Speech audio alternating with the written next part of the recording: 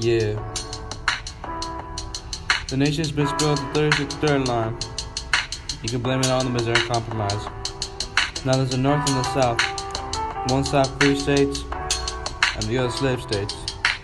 It's hard. So dispute over slavery.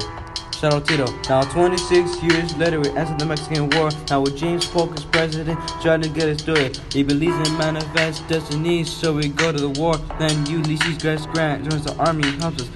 Then David Wilmot trusts the UN visa to the end of the war, but that doesn't work. Then in 1848 we signed the Treaty of Guadalupe, Hidalgo, and the war is now over. But that doesn't mean we get a break to relax. Now let's go to the compromise of 1850. This adds Cali, New Mexico, and Utah to the United States. This agreement also passes the Fugitive Slave Act, affecting federal marshals, slave owners, and fugitive slaves. Now the marshal couldn't get a heavy fine or a bonus. Slave owners coming to the slave was a fugitive was good enough for an arrest. The slaves weren't able to defend themselves in the court, were prosecuted without a jury.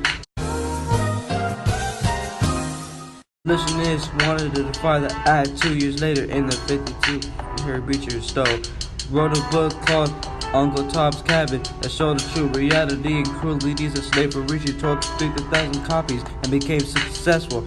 His book fueled the cause of slavery. It's because of slavery and because we want to expand. Our demands will have issues that we must handle, that we have to face head on. If we want to get what we want and desire, we must face the consequences. It may seem a little crazy to do this, but we're gonna have to go to war. Now, 1854, and we still have all this land. Stephen Douglas decides it's time to deal with it. He persuades President Pierce to support the Kansas-Nebraska bill. Later in the years, passing the Kansas-Nebraska Act revoked the Missouri Compromise, and states choose based on popular sovereignty whether to be slave or free. The South agreed, and the North opposed the act.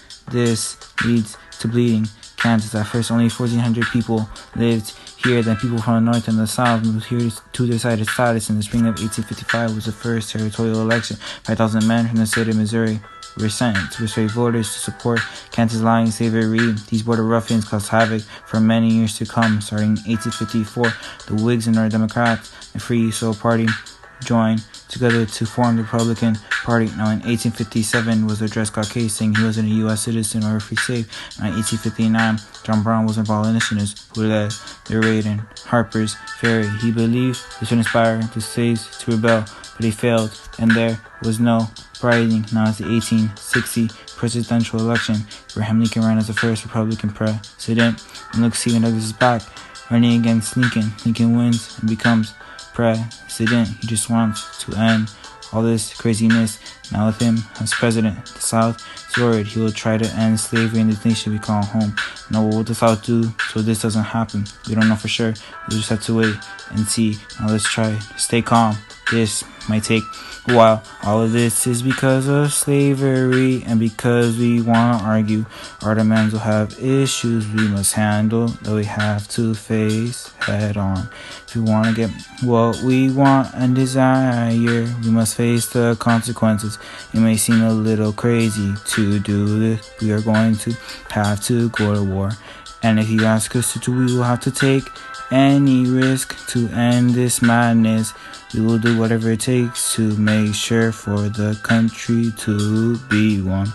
And if we have to go to war to make sure we are at peace, then why not? Let's just risk it all and let hell break loose. Let's start civil war.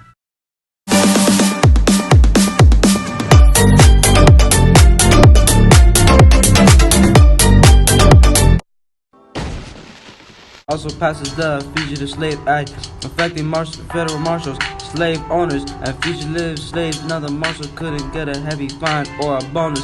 Slave owners coming to the slave was a fugitive was good enough for an arrest. The slaves weren't able to I hate this channel. Abolitionists wanted to defy the act 2 years later.